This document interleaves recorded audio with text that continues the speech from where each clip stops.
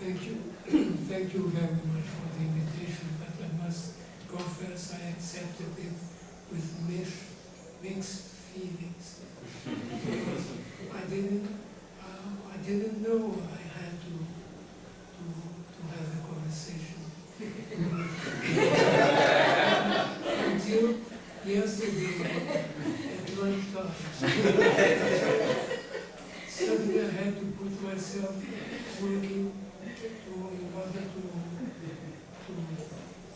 invent some questions to Professor Klemme. This said, I'm going to read a small text containing my questions, because my English is very faulty and hesitant, and I don't dare to speak freely. So, some years ago I had read a paper by Professor Heiner on Kant's absolute prohibition of lying that interested me very much. I liked it first of all because of his methodological remarks on the necessity to combine historical interpretations with a systematic approach of philosophical themes. And I liked it also very much because of the useful synopsis he gave of the different positions, amounting to 7, taken by different philosophers interested in either attacking or defending Kant's radical prohibition of lying. Since the purpose of his article was only that of drawing a map of the different ways of interpreting and assessing Kant's thesis, my first question to Professor Klemme will be, what is his own position on this contentious matter, and whether he has a preference for any of the 7 positions he described in his article.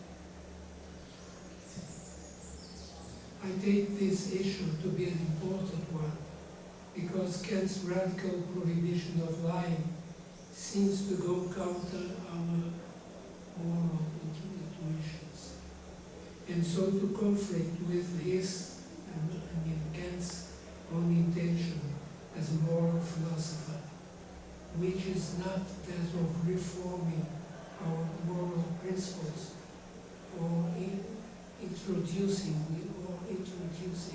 new principles, but merely that of discovering and establishing the supreme principle of our moral judgments, of our normal moral judgments, or judgments of common human reason, as he says, in the preface to his groundwork of the metaphysics of morals. So I think it is no minor objection to Kant's moral theory to claim that it conflicts with our moral judgments on lying and making false promises, insofar as both are not only licensed, but also required in some particular cases by common human reason. My second question is how we should take Kant's absolute prohibition of lying. Is it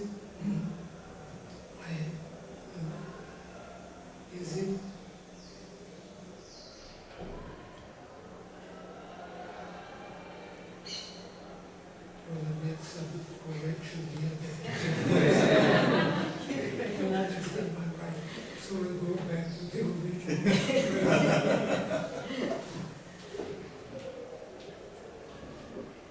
That's the question I want to ask you. Do you think it should be taken, and I am referring to the absolute prohibition of lying.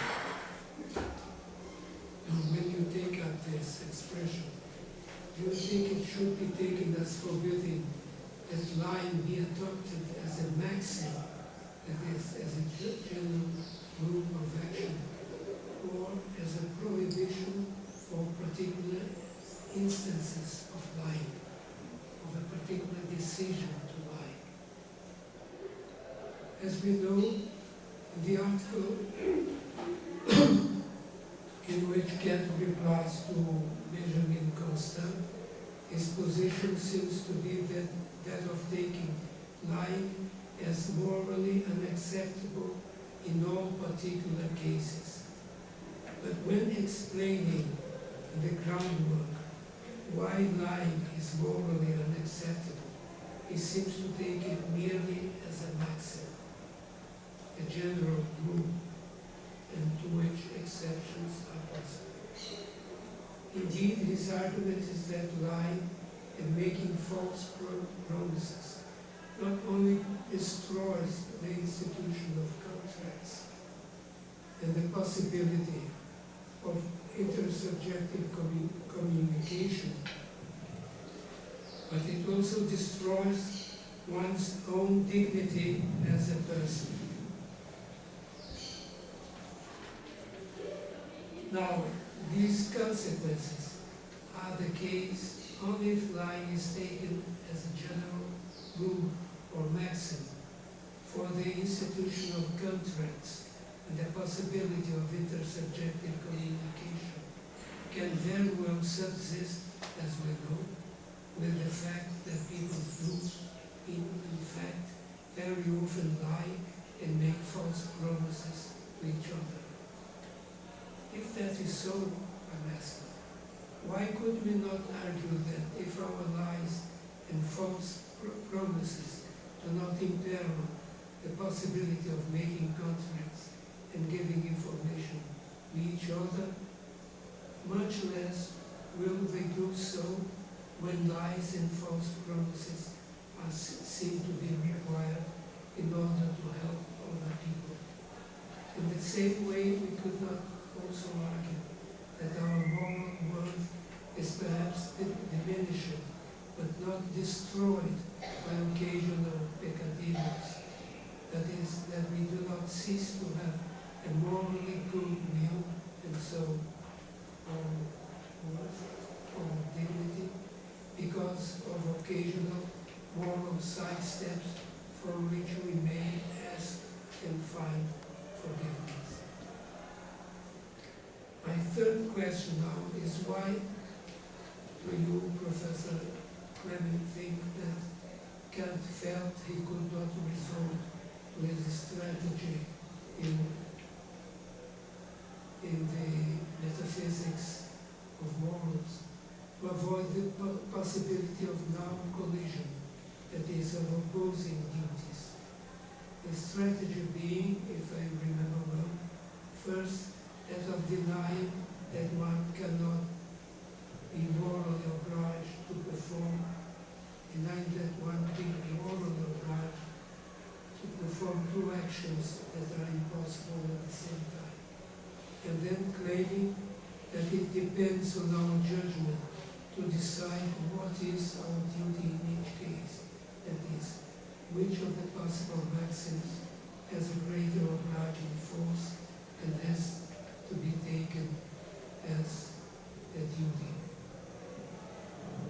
so that it depends, after all, on assessment of the situation to decide what maxim is to be taken as a duty and what is to be discarded as irrelevant to the situation. Those would be my three questions. They are very probably based on confusion, conceptual confusion, misunderstanding, that I hope to learn from your answer. Thank you. Well, thank you very much indeed for your questions. But actually, the paper you are referring to is quite old, and I can't remember all the details. I think it's about published in 2000 or 2001, whatever. But recently, last year, I published in German a commentary on the groundwork, and there's a small section on lying as well. But it's very, very short, just because I thought, well, maybe in the future I'll write another book in which, so to speak, I will go into the details of what might be described as Kant's applied ethics. So in this commentary to the groundwork, I restricted myself to more abstract questions like freedom, obligation, and the formals and all that. But I didn't go into a detailed discussions of all the concrete duties, because one of the reasons was that I had no space for doing that. So your first question, what is my own position, is not quite clear to myself. I need another 2 years, so in 2 years' time I will have finished my book, and then I can tell you. So the first is that I would say, well, there seems to be something true about Kant's position. It seems to be true that we won't value a situation in which people would deceive us, either to do us something good or to do us something bad. And Kant would say, even if they want to do us something good, they are not allowed to deceive us. And this is because Kant thinks there's something which is more important than well-being or bad-being, and this is our interest in freedom and autonomy and being our own authors, so to speak, being responsible for the actions and judgments we do. And if we have to judge and act on the basis of informations and judgments of other people which are not reliable, then we, so to speak, cannot be in the use of our reason. And it seems to be an attractive idea. To make it more concrete, there was the Berlin Academy, the kingly Berlin Academy of the Sciences in Berlin, raised in the 18th century, starting I think in the 40s, questions to the scientific public. And one of these questions, Preisfragen, questions, was might it be allowed to the government to conceive the people in order to be able to make the people more happy than they are now? So is deception a good means, an allowed means to make people happy? And Kant didn't contribute to this question. He didn't hand it in a paper, but he commented on it in his anthropology lectures. And he really was annoyed about it. He said, whatever might be the result of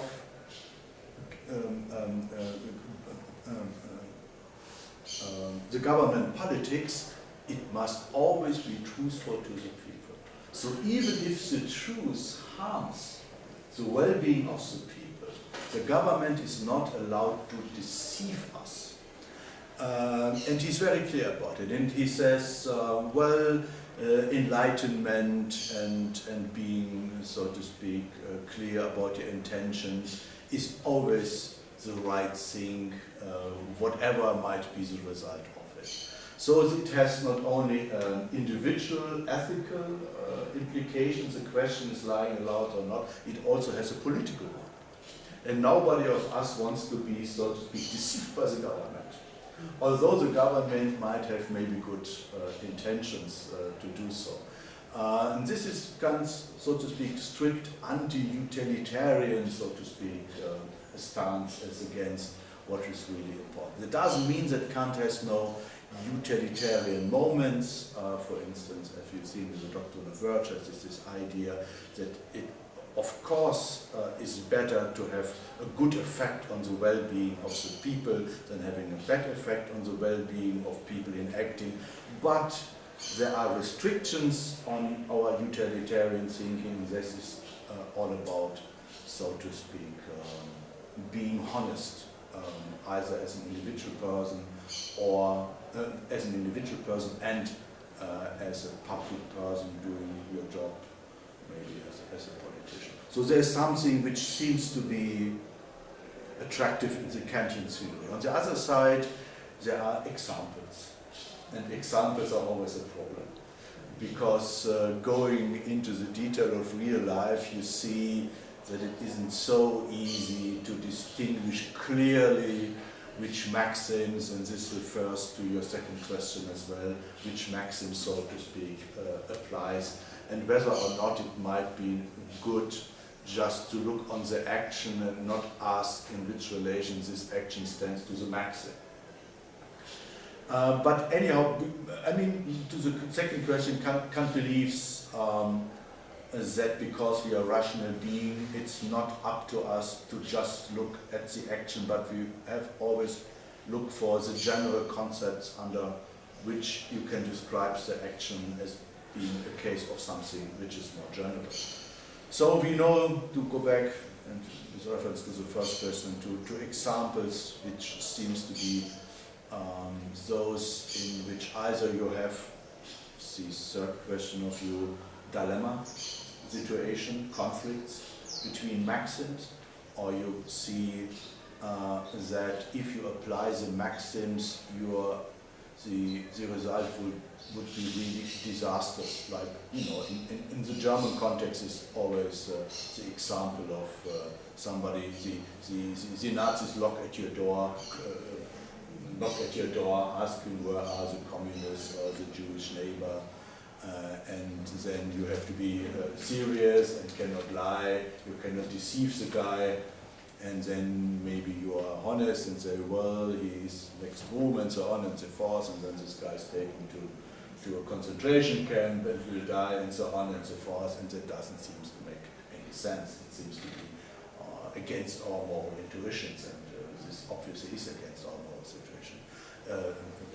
And it's false, obviously, and I couldn't imagine Kant saying, well, let the Nazi do their job, and so on and so forth. It seems to be disgusting, really morally offensive. But you have to take care that Kant really is a radical to some extent. He says, well, what is important?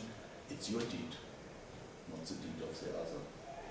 So now you can say, well, I'm not killing the communist, I'm not killing the Jew, I'm not killing the resistant people, it's him, so I'm good off. But that seems to be really unbearable morally, so to speak. And then we are looking for ways to get rid of Kantian rigorism. Then we say, well, in this situation, maybe lying is allowed because there's another moral maxim which is of more importance in this, and I would go maybe with that. Whatever Kant might have written, I would say there's maybe a way in which you can be a Kantian arguing, although you are lying as a means to save the life of somebody else, there is also the duty to take care of the self-preservation of other people. So, especially as it's easier, not so easy to argue that way maybe in ethical terms, but it's easier in juridical terms. In juridical terms, you could refer to the innate right of freedom. And there Kant says, in the Doctrine of Right, it says, everybody has an innate right of freedom. The innate right of freedom implies self-sustainment as a physical body, so to speak. I have the right to be somewhere in the world, and nobody can take this right away, so to speak. You can move me, you can say, well, go to Argentina. We don't want to see you again here. We don't go to Argentina.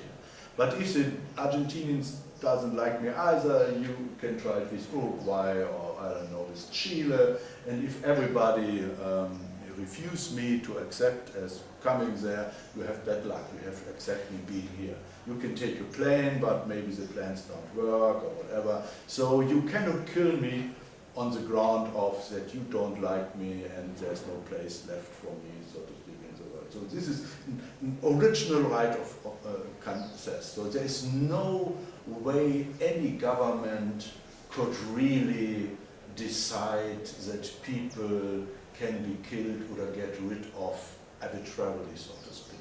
And applying this to the case, or to the Nazi case, it would mean that you have made up your mind about what's going on legally in this situation.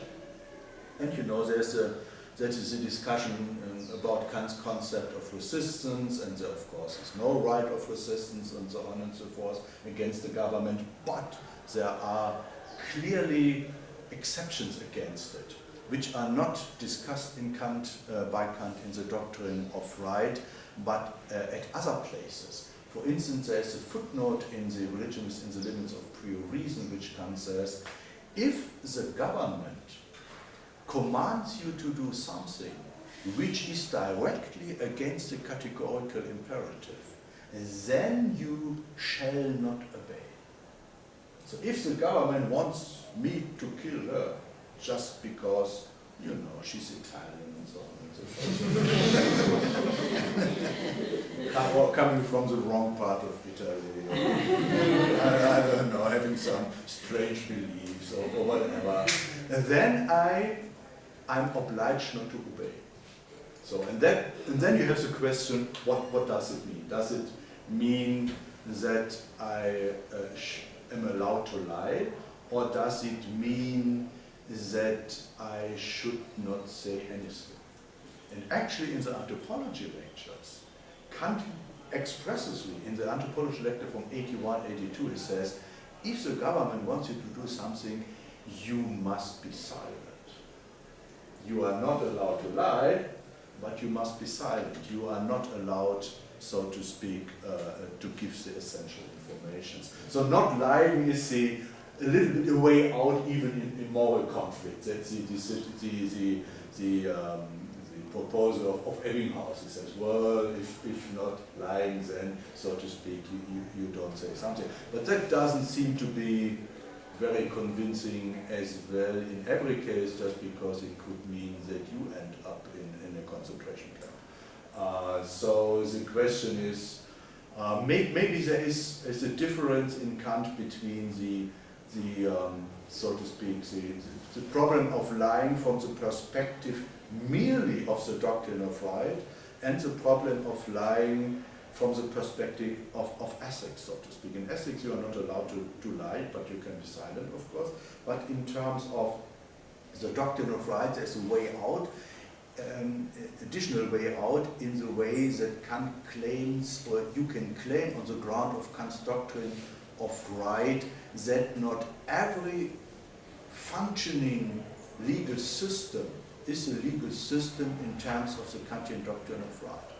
And that depends, namely, if it is a Kantian, if a working political, juridical system is one according to the Kantian conception of the doctrine of right, depends on the intention of the law.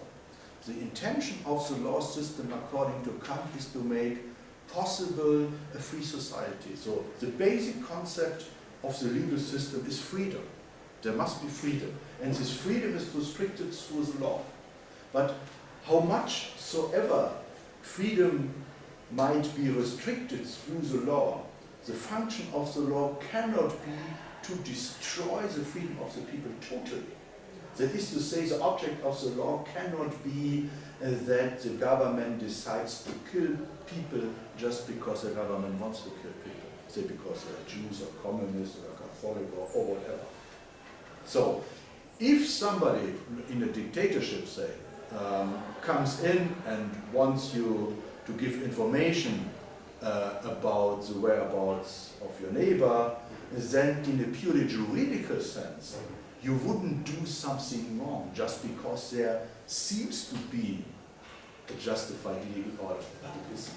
Because the object of the law is not the sustainment of freedom, but to destroy it. That is to say, it looks like it is a functioning state, but it is, so to speak, it's a use of arbitrary power. That is to say, you are in the natural state.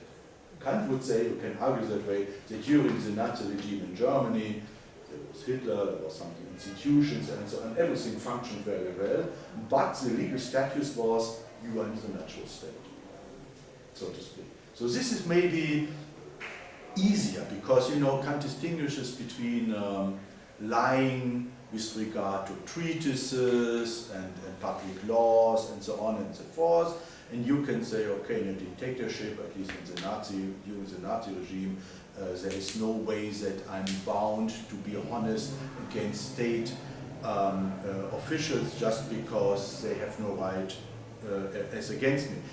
On a purely moral ground, it's more complicated, and so you can be silent. Bad luck to you. It could mean that sometimes you are, so to speak, the object of the arbitrariness of other people, or you can try to get, you know, you value some maxims more than other ones, and so on and so forth. But the most many people introduce a new faculty here and say, with Hannah Arendt and others and so on, you need to use your judgment. So the judgment means get rid of your maxims, or maybe don't get rid of your maxims, but, you know, look which maxims might be applied in this situation. But then in the end there is, so to speak, for the Kantian conception of what maxims and situations mean, there seems to be the danger that you lose, so to speak, the idea of a rational, of the authority of reason, so to speak. But I have no, so to speak, 100% solution. On the one side, to put an end to my words, on the one side it seems to me quite convincing to say that deception as such is nothing what we want to have. But on the other side you can create situations in which you have the problem to apply this interest in not being deceived to real moral dilemma situation. Maybe in 2 years' time I find.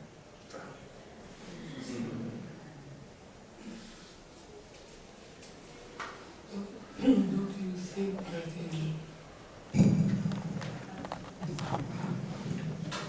you think that when it comes to moral, ethical decisions, one has to distinguish between the level of deriving laws, which is an open business, at least for Kant can pretend that we can derive all moral laws from the mere concept of the categorical causality. Yeah.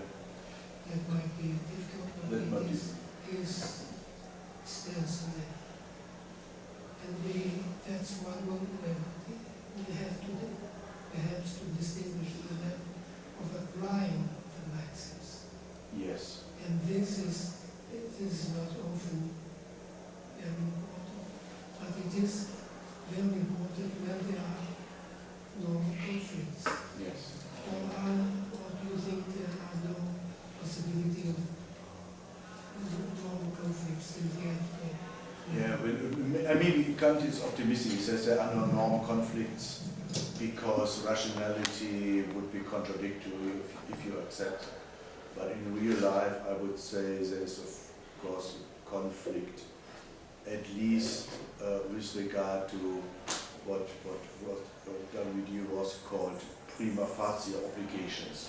So you have the perception maybe of a situation in which you recognize having the obligation to be honest, and on the other side you feel to have the obligation to save the life of somebody, and then you have prima facie obligation, so to speak, and the question is which one applies in this situation, and then you have, so to speak, make a decision. You have to be context sensitive and think about and so on and so forth. And nobody really can do that for you, so to speak. I don't know. In the end, this will be, so to speak, the solution. But sometimes people, you know, I don't know, some in Germany as well, some people try to make Kant very modern and very smart and be applicable to all moral convictions. And then they introduce Urteilskraft, power of judgment, and everything seems to be fine then, and so on and so forth. That seems to be, it's too easy for me. Then I'm scared about that. That means if they use their power of judgment that way, I never can be sure if I'm deceived in this situation or not. You never know really what's going on, so to speak. If the norm is created, so to speak, or the obligation shows up in the way in which you perceive the situation. So there must be something in general in behind, just to make sure that my perception of the situation is the same one as the perception of the situation of the other one. Otherwise you will end up with Nietzschean account, so to speak, of morality, meaning that I myself, so to speak, are the law to myself in terms of defining the normativity of the situation through my power of judgment. And that seems to be not so much convincing to me. So even if you are sensitive to the situation, and you have to be sensitive to the situation, you need some general measures or structures or whatever to make sure that the normative description of the situation is not up to your power of choice, so to speak. Then you have different standpoints. You can say, oh, me as a German, I have a different conception of the situation and the norm conflicts than you as a Brazilian, or you as a woman, and me as a person beyond 50, and you as a younger one, and so. So we have all, then you end up with a variety of perceiving the normativity of the situation. That seems to be totally un-Kantian, because then you lose what is decisive for Kantian conception of morality, namely the generality. Then you lose, so to speak, contact with other people, and they lose contact to you. Then you are living in your own communities of making use of your power, and so on and so forth. And then you end up maybe radically conceived of that with ethics for women and ethics for Germans, or something like that. And that's not the Kantian picture, of course, because Kant said, well, there must be, we partake in the same rationality, we partake in the same way of perceiving situations. There must be a solution to moral problems, which even those who knock on the door can be accepted if they will be upright people, and so on and so forth. So one way out seems to me not convincing. Then I would put that book into fire, and I bought it and I don't want to do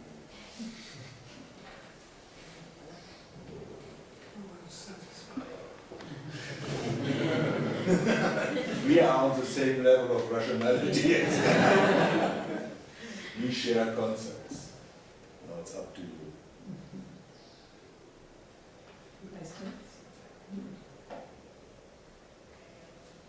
I mean, the specific essay we were talking about at the beginning is much more complicated, because then he talks about the alleged, or whatever it's called in English, right to lie out of love for humanity. So the concept of love comes in. And the concept of love, we have read that it doesn't constitute obligation. So if you refer to the concept of love, trying to justify your decision you made in a certain moral conflict condition, you are obviously out of the Kantian discussion, so to speak. You cannot argue that way. But love seems to have two different meanings. There is pathological love. Yeah, of course. Yeah. And ethical love, which can be commended. Yeah. So this love for humanity, which is used by candidates. Yeah, you are right. Is ethical love. Ethical love. So we have the title describes a conflict between ethical and juridical. All right. This is one of the, maybe, what makes, there are so many Kantians in the world. not Kantians, maybe there aren't Kantians, I don't know. They are less than one might think.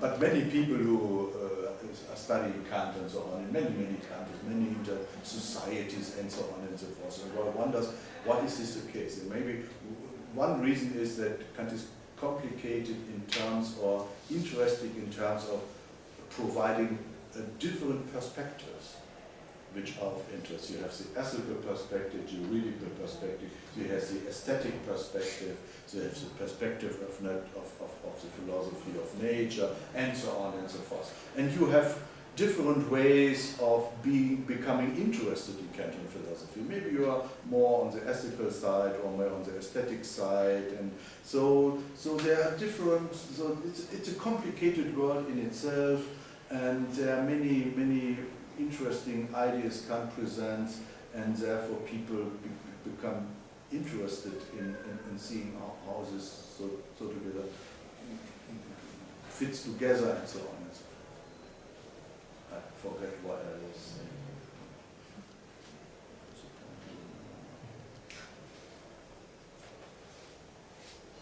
Oh yeah, and it makes it complicated, of course. Sometimes that was the point. Sometimes you just read the groundwork and discuss some questions, and then the students say, well, this is one perspective, but Kant has another one. He has a juridical perspective. And then, wow, and from the juridical perspective, it might have other implications for you. And it's not clear how the one perspective relates to the other one, and so on and so forth. And you have to try to make to get to broader concepts of the Kantian philosophy, because he has not only this ethical, he has this aesthetic and so on and so forth perspective as well. And then philosophy of history comes in. He has this time perspective, and he has the difference between individual ethics and the what's called Gattung, so the whole human race and so on and so forth. So this makes things really even more complicated as they seem to be at first sight or second sight. Can we solve this conflict with this title of the Roman 7 that ethical duties are wide obligations than juridical duties that are narrow obligations? Can we solve this conflict, saying that the love of humanity is a wide obligation than the right, the duty of no lying that would be a juridical duty? Can we solve this?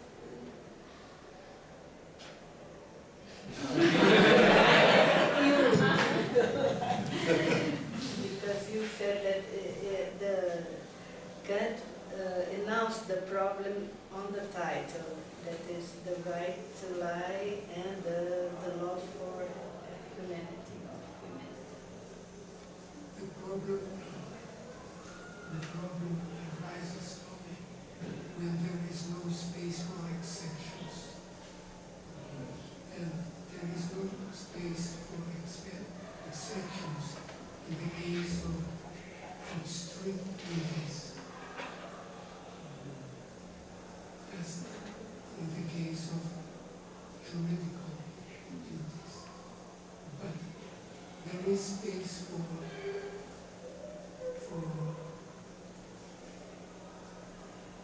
space For exceptions in the case of blind duties. And if moral duties are all taken to be right, then the problem is easily solved. The problem is that Kant uses a classification which combines right and strict.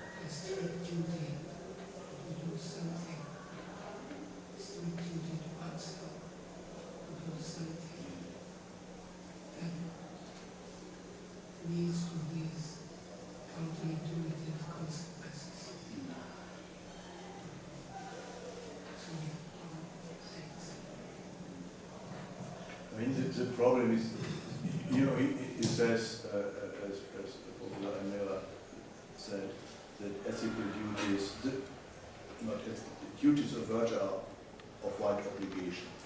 And that seems to mean, what could imply that there are exceptions. But that's not the idea, so to speak. The obligation is strong, but this is a better. We have seen that not all ethical duties are duties of virtue. So the duties of virtue are of right obligation because they regard the perfection of the other, of yourself, and the happiness of others. But he also says there's other duties which are, so to speak, not ethical. They are ethical duties, but not duties of virtue.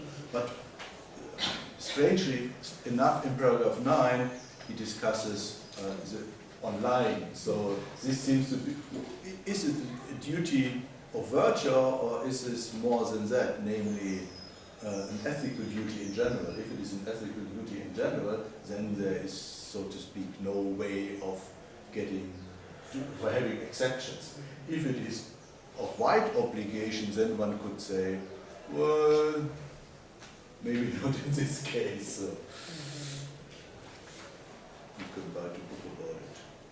Here, but it isn't clear what it means that on lying in paragraph 9 is of right obligation, because he is very strict to say, violates the dignity of a man in his own person, annihilates his dignity as a man. So there doesn't seem to be one lie which does not fall under this general description. Except you describe what you are doing as not being a lie, but as something else. But being not honest always is a lie. And he says, if you are lying, and the lie will have the effect that the other one will be caught, then you are responsible for it in even stronger, in the double sense of the word. It's even worse. That's an interesting thought. Am I more responsible for the bad consequences of a bad action than for the bad consequences of a good action? It's a philosophical word. And Kant would say you are more responsible, you are more to be blamed for the bad consequences of a bad action than for good consequences of a bad action. The worst which can happen is bad consequences of a bad action. You cannot say, I did it with a good will.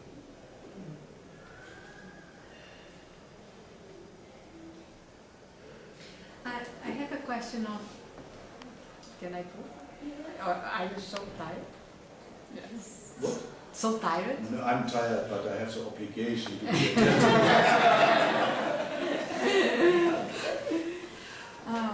so I try hard.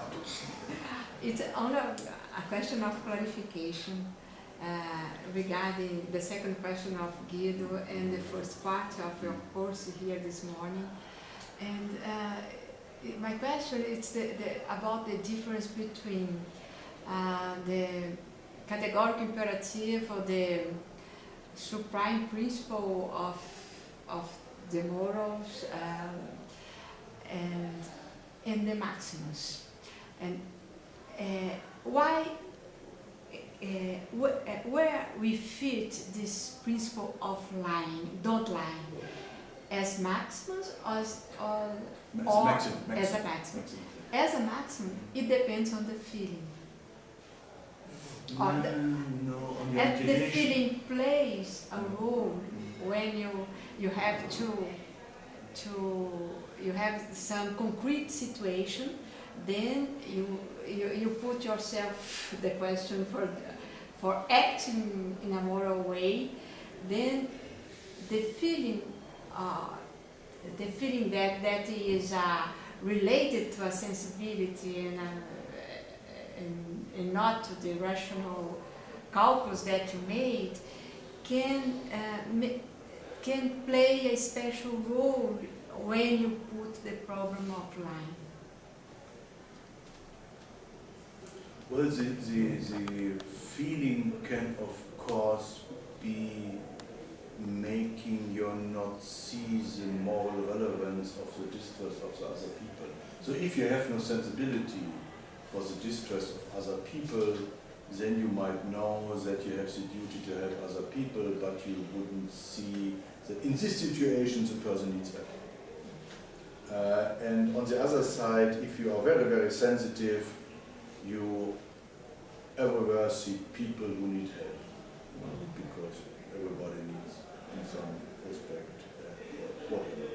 So feelings are important, he says, just to make us be sensitive to the demands of the situation, so to speak. But feelings are not defining the normativity of, not the validity, not the normativity. It's not defining that. It's just, so to speak, making us sensitive of making it explicit.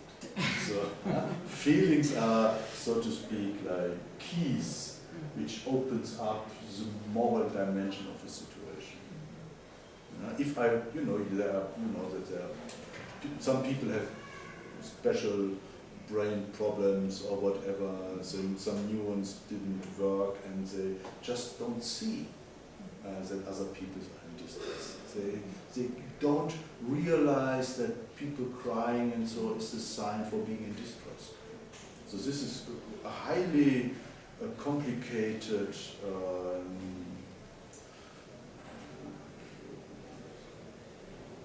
activity in your brain to realize that something has a certain meaning and not a different one. And if you don't have that, then my book isn't in distress. And I could read your face like my book. There's no difference between feeling good or bad. This book doesn't feel good or bad. Yes. But if I do that with you, and then I must be sensitive to that. Yes, but in a normal situation like that, you have a police from SS and knock your door, and I want to know if someone is hiding in your house, and then you have a strong feeling Of course. of if I tell the truth, Yeah, of course. he will you are die. distressed, yeah. But it's a moral feeling, so to speak. It's a feeling shaped by your moral conception what is right and wrong. If you are a good Nazi, you would say, what? There's a Jew in my house? Oh, how disgusting. Yeah, I will tell you. I didn't know that my neighbor is a Jew. But if you are, so to speak, a Kantian moral person, you know that these guys are going to do something wrong, so to speak, and therefore you are upset about that. But it's, so to speak, a moral feeling, a feeling which was made sensitive, was constituted as a moral feeling through the concept of morality. Without the concept, there is no moral feeling from the start. It's different from Marxism. They start, okay, you do not need to have concepts. But Kant said without concept, you are lost. Was it an answer to your question? Yes, of course. Thank you very Sometimes much. I give answers to questions nobody raises.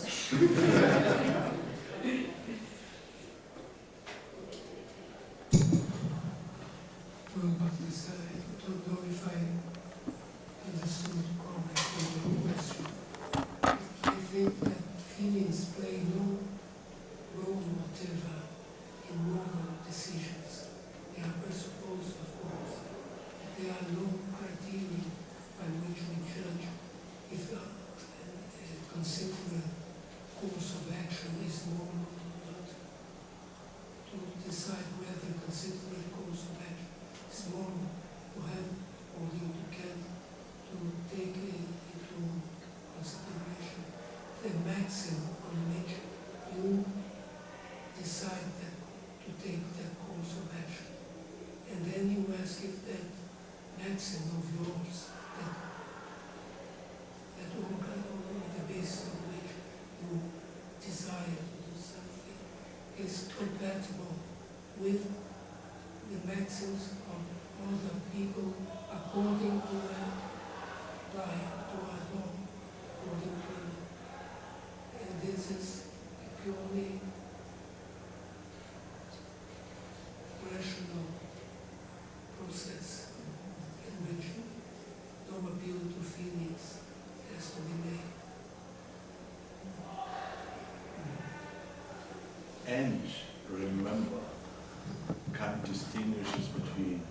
feeling, power of desire, and a reason, so to speak. That is to say, in the end, the decision is made by yourself, not by your feelings. Feelings don't act, you could say, and concepts don't act. You are acting. You make the decision. So whatever might be the case about concepts and feelings, it's a free power of choice. You did it. And you can say, I did it because I feel that way, and so on and so forth, but you could have done otherwise if you wanted to do otherwise, so to speak. You are not. So this is what one reminds me of the argument Thomas Reid had as against Hume. Reid said, well, Hume always talks about desires and so on and so forth, but actually desires don't act. Human beings are acting. So maybe they give you reasons and grounds, they constitute reasons and grounds, but in the end, it's a human being which decides, so to speak. And Leibniz would say, no, that's rubbish. It's like, here are the good reasons, there are the bad reasons, and if you have more reasons in that way, you are acting that way. There's no between legal and between, so to speak.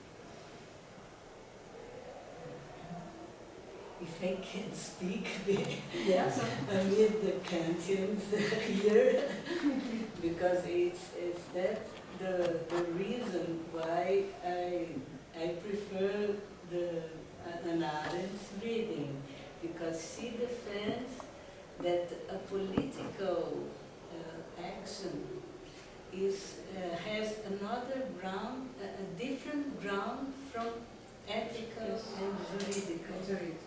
Then she, which one? it's Being- intersubjectivity, yes.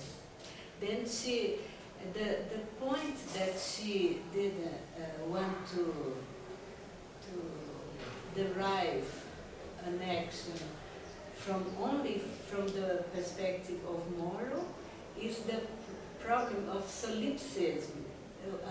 When we act morally, we only have to make our maxim in accordance with the possibility of universalize this maxim. And then it's a logical, it's a more logical problem than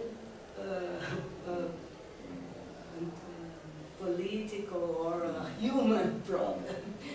And then she defends that the political has the same ground as aesthetics, interpreting the Kantian aesthetics having the ground on intersubjectivity and not on a logical deduction of the moral law. Then of course, the answer of Hannah Arendt to this problem would be that we have the right to lie because the ground of our action must be the intersubjectivity.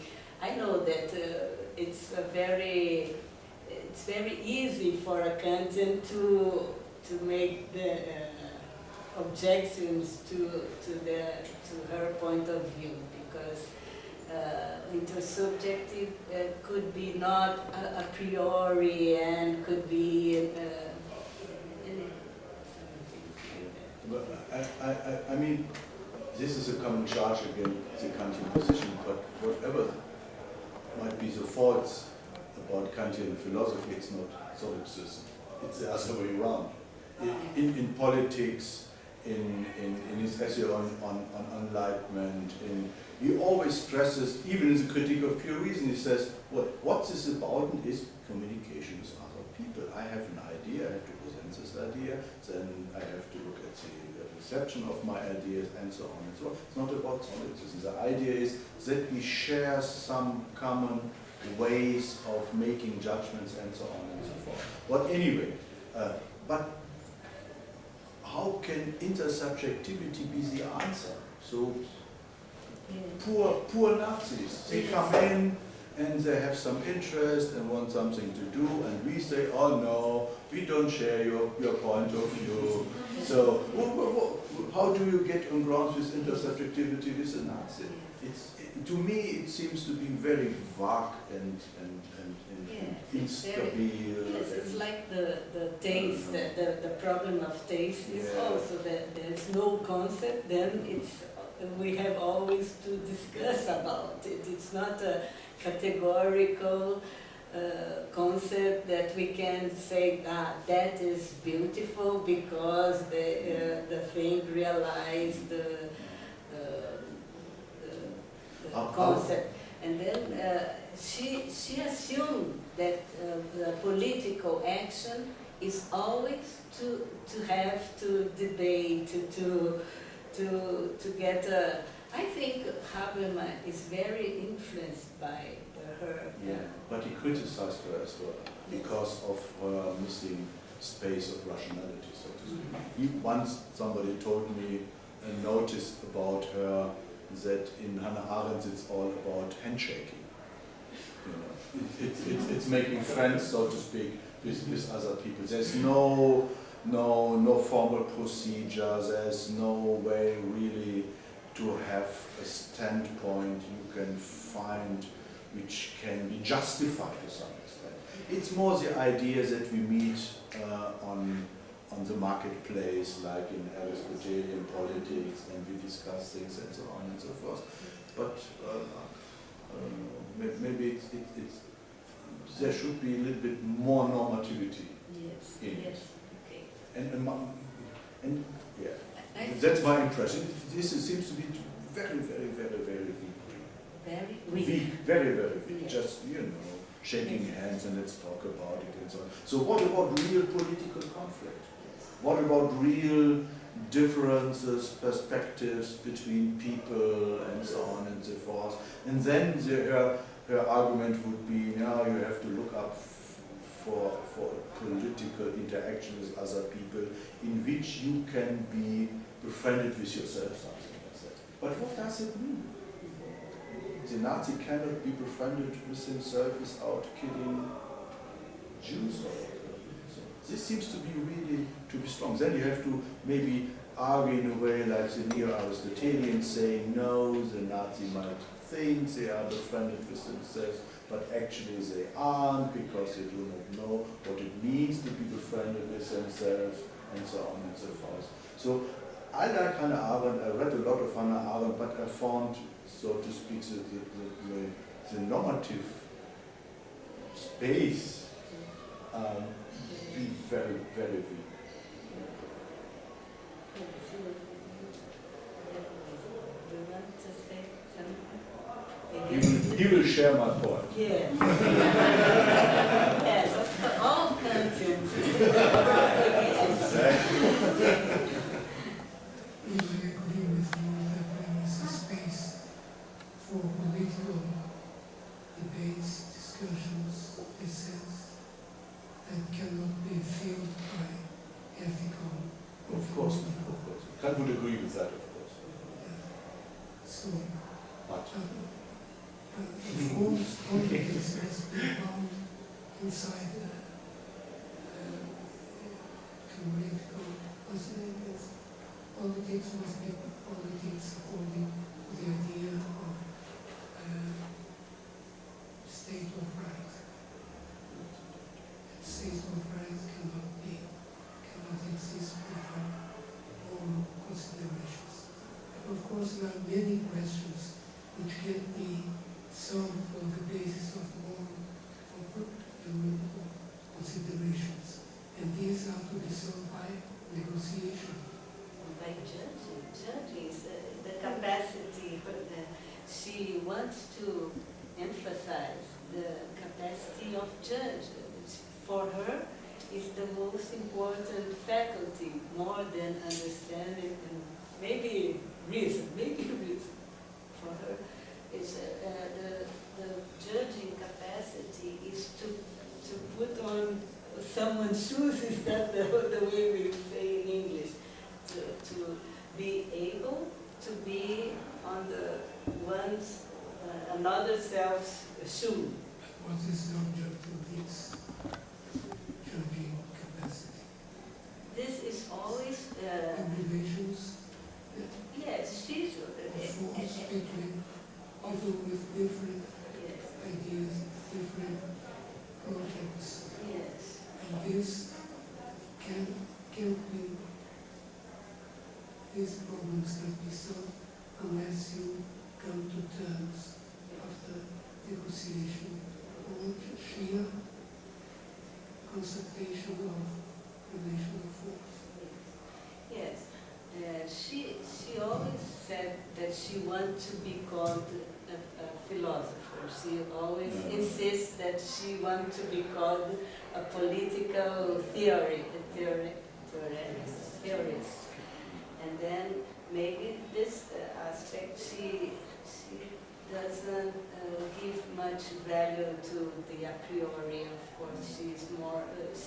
Her perspective is always more empirical and more. Maybe she has there's a famous interview she made with a German reporter Yes, in the she said, 1960s. no, I'm not a I'm philosopher. not a philosopher. I You can see that don't in want to YouTube. be Yeah, called. yeah. But because of what? Because she has a certain conception of what a philosopher is. What is a philosopher? Mhm. Heidegger is a philosopher.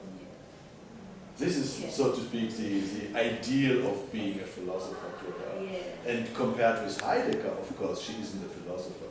Nobody, of course, might maybe is a philosopher. Luckily. And she has this idea that for philosophy it's very important to be systematic and in a logical system. Yeah. And then she said, no, I prefer to be called a political theorist because in this way I can live in the world. Because she always criticized this point of view of philosophy that's always out of the world. She said, no, I am in the world. I must say things about our world and not of the transcendent world. That's a little bit unfair, I can say. Yes, That's a little bit unfair. she has her reasons to, yes, of course, she has this relationship with Heidegger, and of course for her it was a pain to see the political position of Heidegger, of course. I'm sure that she suffered a lot. Not only to be a Jewish, But but also to be, because everyone knows that they have a long relationship, and to have a boyfriend that became a Nazist, it was a very cruel. But she excused him in the same interview that he didn't. Yeah. She didn't name him, but she said, to this reporter, said to Gauss, he said, well, at the beginning of 33, some philosophers, because they were so with their ideas and so on and so forth, were intermixing with Nazi philosophy. And that meant Heidegger, because he was somehow idealistic, in 1933 became near to Nazi movement, but later on, of course, he didn't. What he didn't know is that it even got worse with Heidegger. So what we know about Heidegger's political ideas and how Heidegger saw the world through the whole of the 1930s and the 40s is really ridiculous. It's even so. And she didn't know that, or I don't know, maybe, I don't know. So this interview was important for Heidegger because it was, this woman from America, being a Jew, saying Heidegger only for a couple of months, so to speak, became associated with the movement. But it was much deeper than that, as we know today. Maybe she didn't know that. But that was just a footnote.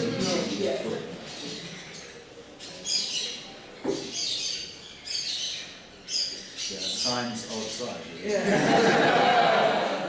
Leave natural science. In our video for beginning,